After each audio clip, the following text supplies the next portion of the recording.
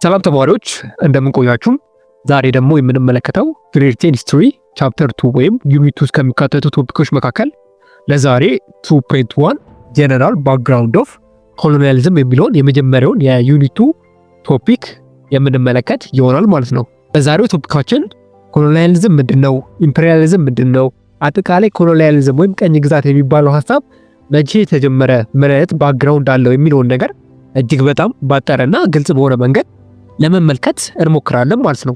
መጀመሪያ ግን ኮሎኒያሊዝም ወይም በአማርኛ ጥሬ ቃሉ ቀኝ ግዛት የሚባለው ነገር ምንድነው ብለን ለመመልከት እንሞክር። ኮሎኒያሊዝም ዲፋይንድ አስ ዘ ዳይሬክት ኤንድ ቶታል ዶሚኔንስ ኦፍ ዋን ካንትሪ ባይ አናዘር ቤዝድ ኦን ዘ ፖሴሽን ኦፍ ስቴት አውቶሪቲ ባይ ኤ ፎሪን ፓወር። ኮሎኒያሊዝም ወይም ቀኝ ግዛት ብለን የምንጠራው ነገር ምን ማለት ነው ብለን በምንመለከትበት ጊዜ አንድ ሀገር ሌላውን ሀገር ሙሉ ለሙሉ ኮንከር ሲያደርግ ወይም ሲወር ይሄ ቀኝ ግዛት ወይም ኮሎኒያሊዝም እያልን እንጠራዋለን። ወይም በሌላ አማርኛ አንዲት ሀገር ሌላ በፎሪን ፓወር ወይም በሌላ ሀገር ቁጥጥር ስር ገብታ ራሷን በራሷ ማስተዳደር ሳትችል ስቀር በሌሎቹ ሀገር ስትመራ ይሄን ኮሎኒያሊዝም ወይም ቀኝ ግዛት እያልን እንጠራዋለን ማለት ነው። ለዚህ ትልቁ ኤግዛምፕል የሚሆነው ስፔሻሊ አውሮፓውያን አፍሪካን በቀኝ ግዛት ይዘዋት ነበር። ስለዚህ በአጭሩ በዚህ ሊተረዱ ትችላላችሁ። አውሮፓውያን አፍሪካን በቀኝ ግዛት ሲይዙ ምንድን ያደረጉት? ሙሉ ለሙሉ ኮንትሮል አድርገውን ነበረ። ሙሉ ለሙሉ ራሳቸው ነበር የሚያዙት። ብዙ ነገሮችን ኮንትሮል በማድረግ ራሳቸው ነበር ሲያስተዳድሩ ሲያዙ የነበሩት ማለት ነው። ይሄ ማለት በሌላ አማርኛ አንድ ሀገር በሌላ ሀገር ኮንትሮል ሲደረግ ወይም ኮንከር ሲደረግ ኮሎኒያሊዝም አሊያም ቀኝ ግዛት እያልን እንጠራዋለን። ይሄ ኮሎኒያሊዝም ወይም ቀኝ ግዛት ብለን የምንጠራው ነገር በሁለት ሊከፈል ይችላል። እነሱም ኢንዳይሬክት ሩል እና ዳይሬክት ሩል በማለት እንጠራቸዋለን። እነዚህ ነገሮች በደንብ የምንመለከታቸው ይሆናል ቀስ ብለን ማለት ነው።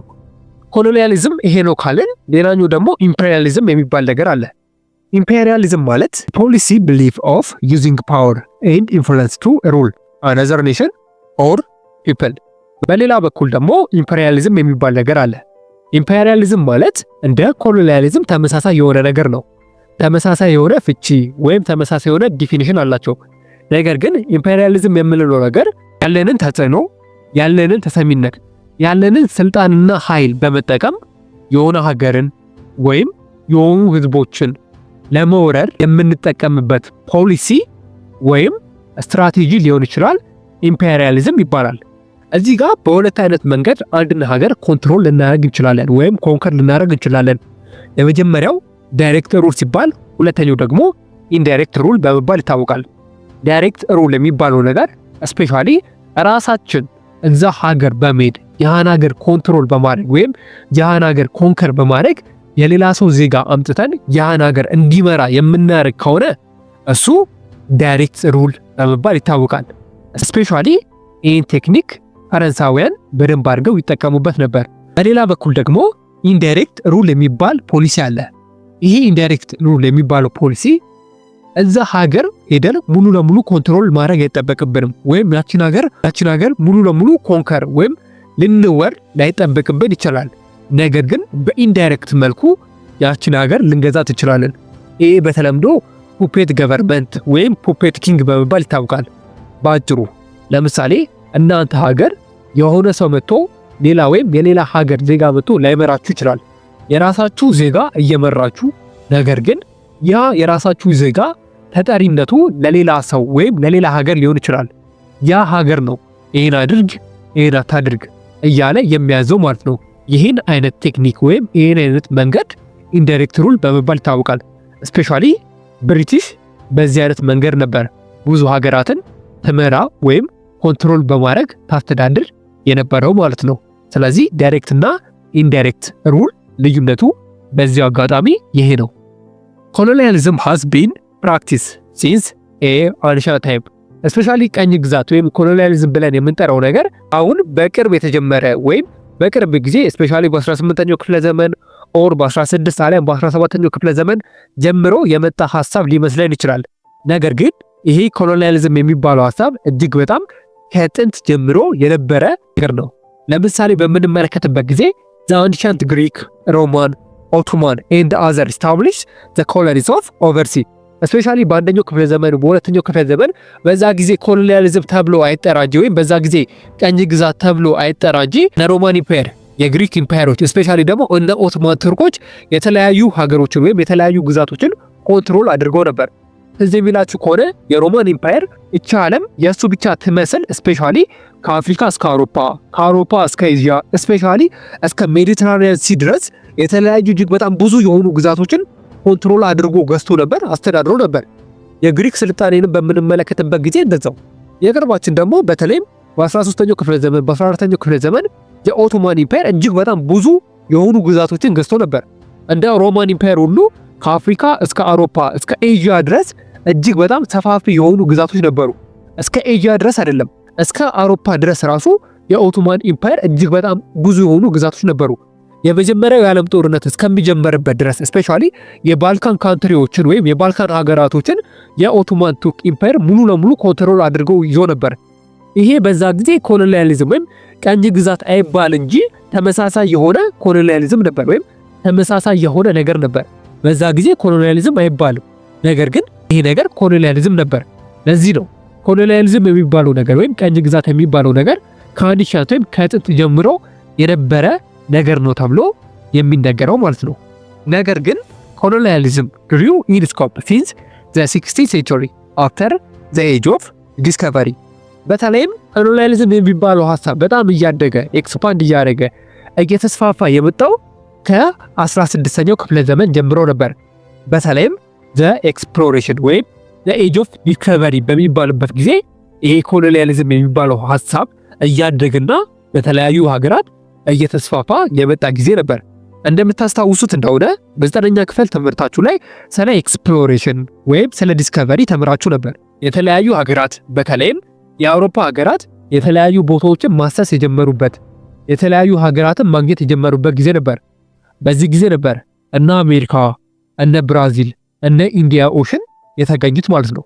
ስለዚህ ከዚህ ጊዜ በኋላ ነበር ወይም ይሄ ኤጅ ኦፍ ኤክስፕሎሬሽን ወይም ዘ ኤጅ ኦፍ ዲስከቨሪ የሚባለው ሀሳብ በተጀመረበት ጊዜ ነበር ስፔሻሊ ኮሎኒያሊዝም ወይም ቀኝ ግዛት የሚለው ሀሳብ በደንብ አድርጎ እያደገና እየተስፋፋ የመጣው ማለት ነው።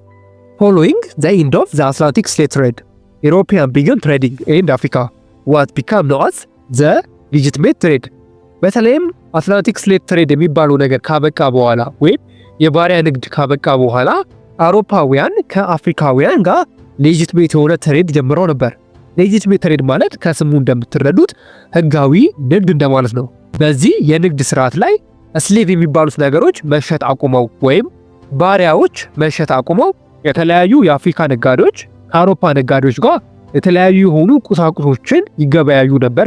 ስፔሻሊ ከአፍሪካ የተለያዩ የአውሮፓ ነጋዴዎች ሮ ማቴሪያሎችን ይወስዳሉ። አውሮፓውያን ደግሞ ለአፍሪካውያን የተለያዩ የሆኑ ያለቁ ወይም ሰሚ ፊኒሽ ጉዶችን ለአፍሪካውያን ይሸጡ ነበር። ይሄ ሌጂቲሜት ትሬድ ይባል ነበር።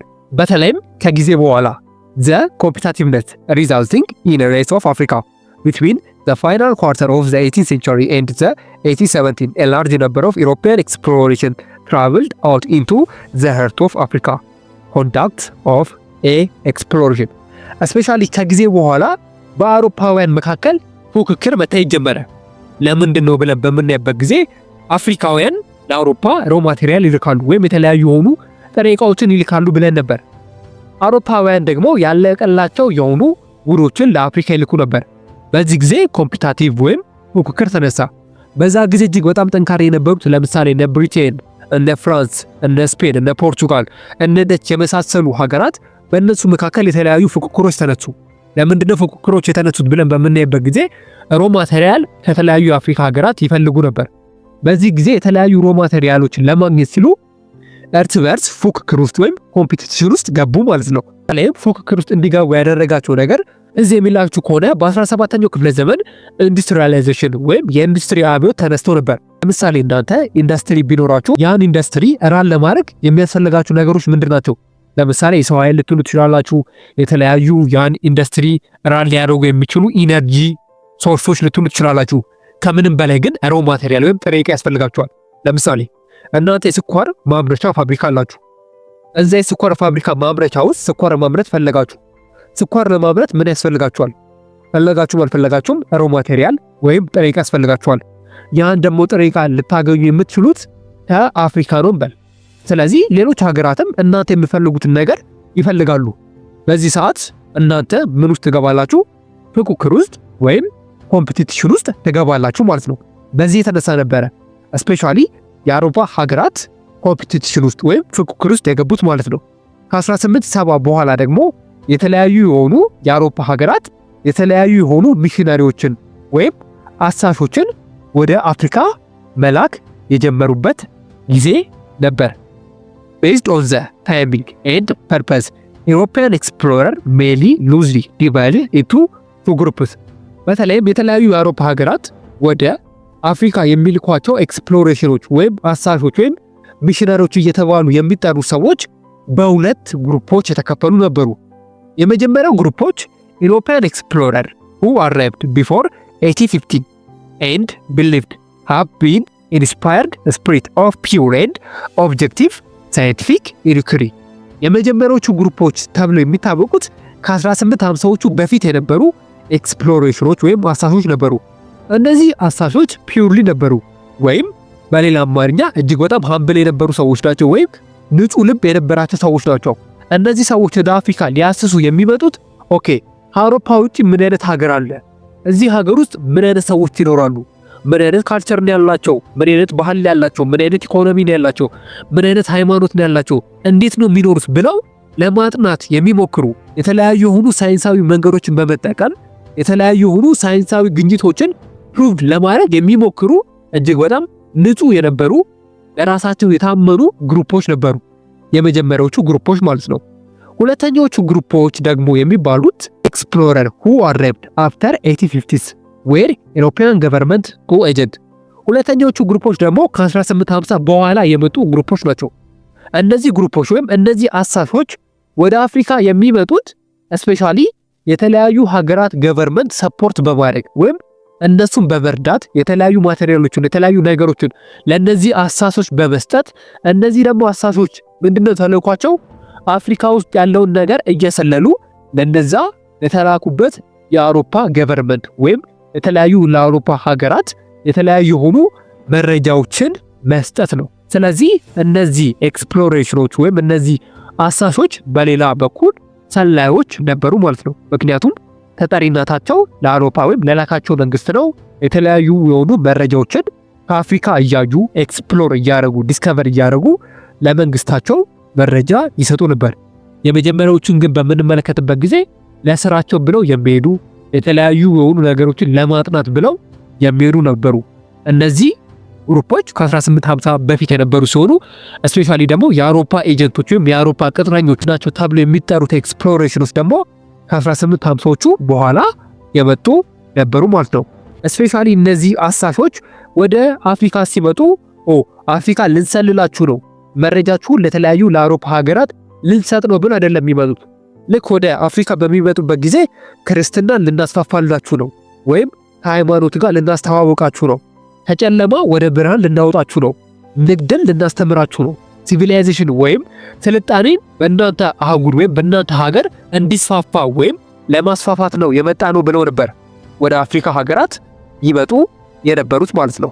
ነገር ግን በምናይበት ጊዜ እነዚህ ነገሮችን አድርገዋል ብለን በምንመለከትበት ጊዜ አዎ አድርገዋል፣ ግን ከሚባለው በላይ ለኮሎኒያሊዝም ወይም ለቀኝ ግዛት ግን እጅግ በጣም ትልቅ የሆነ አስተዋጽኦ እነዚህ ዲስከቨሪዎች ወይም አሳሾች ተጫውተው ነበር ማለት ነው። ኢሮፒያን ሚሽነሪ ሪቺንግ ክሪስቲያኒቲ ኢን አፍሪካ ላስት ቱ ዲኬድ 19th century converted only less than 1% of the Muslim African outside European to Christianity። እነዚህ ሚሽነሪዎች ወይም እነዚህ አሳሾች ወደ አፍሪካ ከመጡ በኋላ ለሁለት ዲኬድ ወይም ለሁለት አስርተ ዓመታት በቆዩበት ጊዜ ከ1% በታች የሚሆኑ ሰዎችን ነበር በአፍሪካ ውስጥ ክርስትናን እንዲቀበሉ ያደረጉት። ስፔሻሊ ሙስሊም ከሆኑ ሀገራት በተለይም ኖርዘርን አፍሪካ የምንላቸው ከነዚህ ሀገራትና ከኢትዮጵያ ውጪ ክርስትናም በደንብ አድርገው ሰብከዋል። ነገር ግን ከ1% በታች የሚሆኑ ሰው ነበረ ክርስትናን የተቀበለላቸው ማለት ነው። ይሄም ዘ ላክ ኦፍ ሰክሰስ ኦፍ ዘ ሚሽነሪ እነዚህ ሚሽነሪዎች ወይም እነዚህ አሳሾች ሙሉ በሚባል ደረጃ ይሄን ሃይማኖትን የማስፋፋት ወይም ክርስቲያኒቲ የሚባለውን ሃይማኖት ኤክስፓንድ የማድረግ ተልዕኳቸው አልተሳካላቸውም ነበረ ወይም ስኬታማ አልሆነላቸውም ነበር። ነገር ግን ቀኝ ግዛት የሚባለው ሐሳብ ሊትራሊ እንዲጀመር ብቻ ሳይሆን የተለያዩ የአውሮፓ ሀገራት አፍሪካ ላይ መጥተው የተለያዩ የአፍሪካ ሀገራትን እንዲገዙ ትልቁን የሆነ ሚና ወይም አስተዋጽኦ ተጫውቶ ነበር። የምታውቋቸው ከሆነ ሮበርት ሙጋቤ የሚባሉ ሰው ነበሩ። ሮበርት ሙጋቤ ምን ይሉ ነበር? ነጮች መጀመሪያ ወታደሮችን አይደለም ወደኛ የላኩት የሃይማኖት ሰባኪዎችን ወይም ሚሽነሪዎችን ነበሩ። እነዚህ ሚሽነሪዎች ወደ ሀገራችን መጡ። ከዛ በኋላ ያን መጽሐፍ ቅዱስ ሰጡን። መጽሐፍ ቅዱስን ይዛችሁ አይናችሁን ጨፍናችሁ ጸልዩ አሉን። እኛም አይናችንን ጨፍነን ጸለይን። ነገር ግን አይናችንን ስንገልጥ መሬታችንን በሙሉ ነጮች ሙሉ ለሙሉ ይዘውት ነበር ብለው በአንድ ወቅት ተናግሮ ነበር። ይህን ያልኳችሁ ነጮች ቀኝ ግዛትን ሲጀምሩ ወይም አፍሪካን ኮንከር ማድረግ ሲጀምሩ መጀመሪያ የላኩት ወታደሮችን አልነበረም። የተለያዩ የሆኑ አሳሾችንና ሚሽነሪዎችን ነበሩ። ከዛ በኋላ ነበር ወታደሮችን በመላክ ሙሉ ለሙሉ አፍሪካን ኮንትሮል ማድረግ ወይም ኮንከር ማድረግ የጀመሩት ማለት ነው። በዚህ ርዕስ ላይ ያልገባችሁ ነገር ወይም ኮንፊውዝ ያደረጋችሁ ነገር ካለ ኮሜንት ላይ ያሳውቁን፣ ወዲያው የምንመልስላችሁ ይሆናል። ኔክስት በሌላ ቪዲዮ እንገናኛለን። እስከዛው ድረስ ግን መልካም ትምህርት ይሁንላችሁ። ኢትዮ ኮንሰፕት ሴንተር የእናንተው ምርጥ ቻናል